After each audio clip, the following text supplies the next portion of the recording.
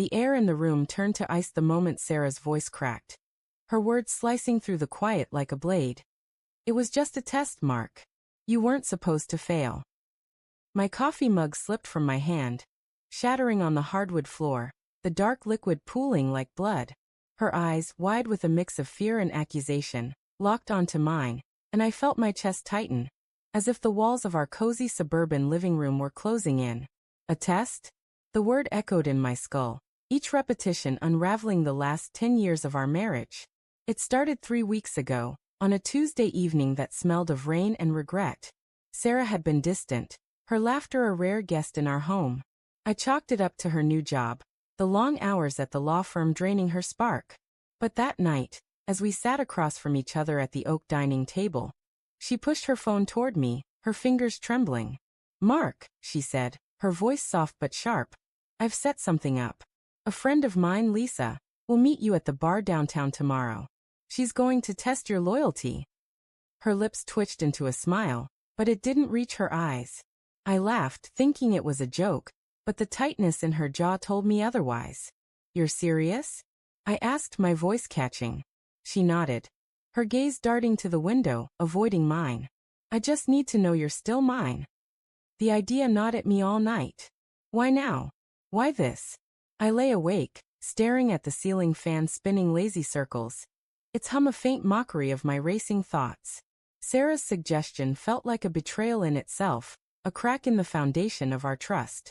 But I loved her, God, I loved her, so I agreed, if only to prove her wrong. The next evening, I walked into the Rusty Anchor, the bar's dim lights casting long shadows across the scuffed wooden floor. The air smelled of stale beer and cheap cologne, and my stomach churned with unease. Lisa was already there, perched on a stool, her red dress clinging to her like a second skin.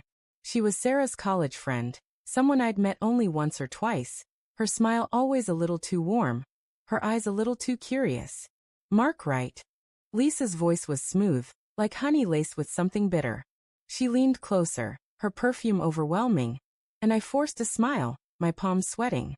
"Sarah's idea, huh?" I muttered, sipping my whiskey to steady my nerves. She laughed, a sound that felt rehearsed, and we talked. Small talk at first, about work, the weather, the city's endless traffic. But her questions grew sharper, probing.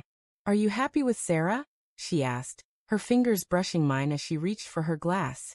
I pulled back, my wedding ring suddenly heavy on my finger. "Of course," I said, but the words felt hollow, like I was convincing myself as much as her. The night blurred into a series of calculated moves, her hand lingering on my arm, her laughter too loud, her eyes searching mine for a crack in my resolve. I deflected, kept my answers short, my body angled away. But there was a moment, fleeting, where I wondered what it would be like to lean into her warmth, to escape the weight of Sarah's doubt. I hated myself for it, for even considering it, and I left the bar abruptly, my heart pounding as I drove home through the rain-slicked streets. Sarah was waiting, her face pale under the kitchen's fluorescent light. "How'd it go?" she asked, her voice barely above a whisper. I told her everything.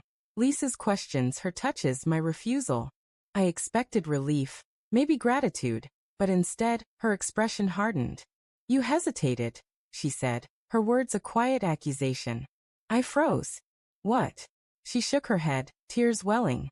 "Lisa told me you looked at her. Like you wanted her." My mouth went dry.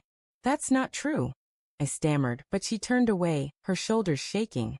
The next few days were a haze of silence and suspicion. Sarah's phone buzzed constantly, her fingers flying across the screen, her eyes avoiding mine. I noticed the small things I'd ignored before. The late nights at work, the locked bathroom door while she showered, the way she flinched when I touched her. Doubt crept in, a slow poison, and I started checking her phone when she slept, hating myself for it but unable to stop. The messages were vague, cryptic, but one name kept appearing. Ethan. A colleague, she'd said once, but the frequency of his texts, the casual intimacy of his words, made my stomach twist. Last night I couldn't take it anymore. I confronted her, my voice shaking as I held up her phone.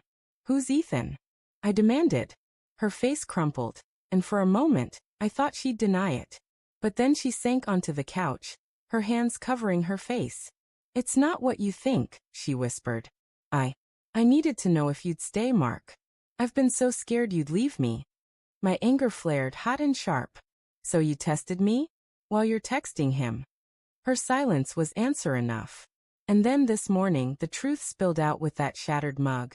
Sarah admitted it wasn't just a test. She'd been seeing Ethan for months, her own guilt driving her to orchestrate the bar encounter, to shift the blame onto me. I thought if you failed, it'd justify what I did, she sobbed. But you didn't, and now I can't live with myself. The room spun, her words a dagger twisting in my chest. I saw our life together. Our wedding, our late-night talks, our dreams of a family, crumble into ash. I wanted to scream, to beg, to hold her, but all I could do was stand there, numb as she whispered, "I'm so sorry." I walked out, the door slamming behind me, the sound echoing in the empty street. The air was cold, the sky a bruised gray, and as I drove aimlessly, the truth settled like a stone in my gut. Sarah's betrayal wasn't just with Ethan. It was in her doubt, her manipulation, her willingness to break me to ease her own conscience. I pulled over, my hands shaking on the wheel, and stared at my wedding ring. The test wasn't mine to pass. It was hers. And she'd failed,